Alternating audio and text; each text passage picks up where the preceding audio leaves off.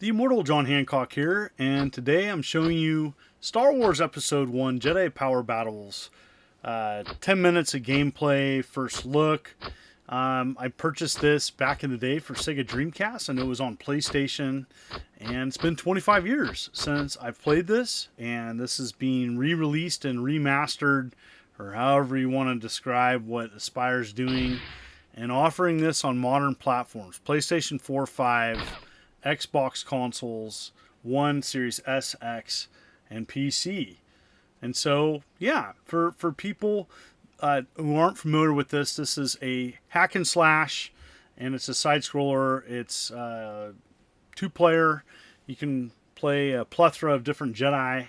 There's unlockables, which you can now play off the get-go. There's codes in this game. There's some different modes that they've added. And you know what? It's a sub $20 digital.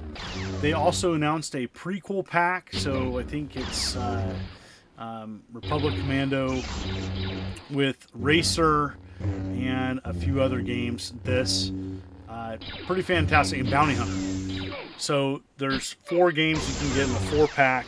I don't know if there's a physical. I think there probably will be. But anyways, going back to this came out today.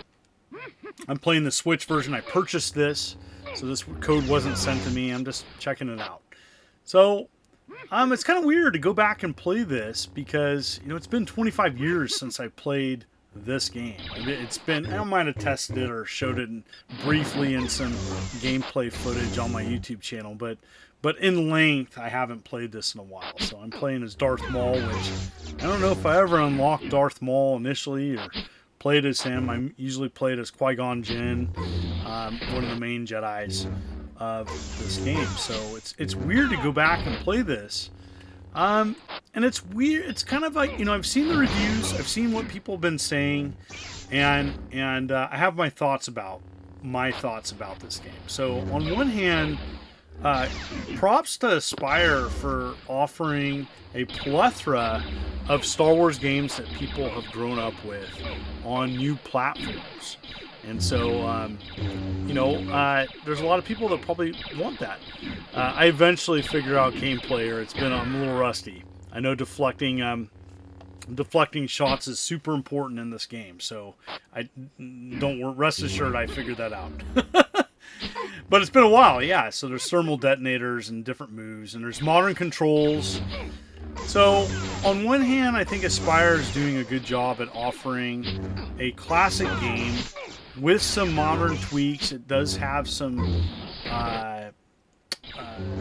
upgraded, at least graphics, at least not like additional polygons, but like it looks a lot better, especially versus that PlayStation version of this game, which was pretty ugly. I played the Dreamcast version, so to be quite honest, the Dreamcast version looked pretty good back then. It definitely is closer to look of this, but they did spruce up the graphics a bit. It's running good. But this game has some annoyances to it. Camera being one of them, you can get kind of stuck. I did get, not stuck in a place, but yeah, I fell between some parts of this level. Jumping can be challenging. And there's some minor annoyances of this game. I don't know if I ever beat this game. I got pretty far, but it's been 25 years since I played this. So different Jedi and Sith, and you can play, I think you can even play Jar Jar Binks. You can be a battle droid. So there's some fun to be had here for sure. Normally you would hear the Star Wars music. I'm not playing that because of copyright, and so I'm just showing this. So there's different modes that you can play. There's a one-on-one. So there's some things that Aspire added to this that I think give it some value. It's kind of like going back to a game that wasn't perfect, and see, I got stuck right there. See that? I got stuck in between two parts of the level. Yep, so there's things Aspire could have done better. I think tweak some of that. The camera for sure should have been adjusted. But they were probably on a budget like everything else. They offer a wide variety of Star Wars releases and other things, and so I'm grateful for that. The sub $20 price point I think is perfect for this. This is kind of a, for me it was an impulse buy. I wanted to show it. I like Star Wars games and want to show that on my channel. So I like that aspect of it. Frame rate's good. This game just inherently is just not perfect and annoying in parts. Some frustrating jumps and checkpoints. Like, to me, it does have checkpoints. I'm grateful for that. You don't make it to your checkpoint though. You're back to the beginning or back to a previous spot. So that can be fairly annoying for multiple people. You can input codes, which was a big thing back in the day, and I did big head mode. There's other codes that you can input. So yeah, I think that there is some value here, especially if you're a fan of the prequel movies. You know, to me, I grew up on the original trilogy, and to me, those were much better movies. The prequel, some of the prequel aspects were cool. Darth Maul being probably one of the cooler things of that first movie, which in general was rough. Some people have a different experience of that. Maybe you're younger, maybe you grew up as a kid watching it, thinking that was your first Star Wars movie and your favorite. Anyways, we can debate on that all day long. I think, the long story short, the games for me were better than the movies. This was not a bad game. It was far from perfect. Probably initially released probably a 7 or 8 out of 10. And what do I think of the re-release? The remaster, to me, it has some of the same kind of annoyances. But overall, I think that it's a fun experience. It's a great impulse purchase. Maybe you're looking for a new Star Wars game to jump into or re-experience this. I haven't played it in 25 years, so overall I'd probably score it around that 6 or 7 out of 10. It's not bad. You know, I think there's a lot more to like about this game than dislike. Some of the things I got frustrated with initially with this game, the jumping, some of the camera issues are still here. But you know what? I would love to probably beat this game. In fact, you know, I like these types of games, and in one, hopefully I can. And picking it up on the Switch, this is perfect. This is a perfect game for the Switch. It's not a graphic powerhouse. It's an older game, and it seems to be running fine on the Switch. And so I don't have any major game crashes or anything.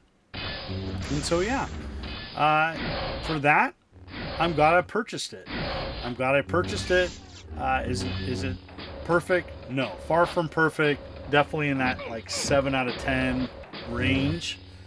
And I'm gonna keep playing it. So yeah. Remember this level? I remember this level being annoying. There's a lot of like platform aspects of it, double jumps, which I'm glad there is double jumps, because I think, to me, having a double jump in the game is going to correct some of the minor level design annoyances. This part can be very annoying. Landing on these, especially in the big head. See, I'm getting caught in the... See there? I don't think that's normal. I think that happened in the first game, but to me that's a level design issue or a game aspect issue. But just wanted to show that and have people give their opinions of this game. Did you play this? Did you enjoy it? Did you like it? Are you going to pick it up? Did you know it came out? You know, there's so many games coming out these days. There's, you know, hundreds of games coming out per week on any given platform, especially Steam. Yep, died there. I got to start over the checkpoint. And very important, those checkpoints come in handy. But yeah, I'll get farther now. But yeah, you can use force powers and all sorts of things. I'm glad I bought this, and I look forward to playing this with a friend. It'd be nice to beat it.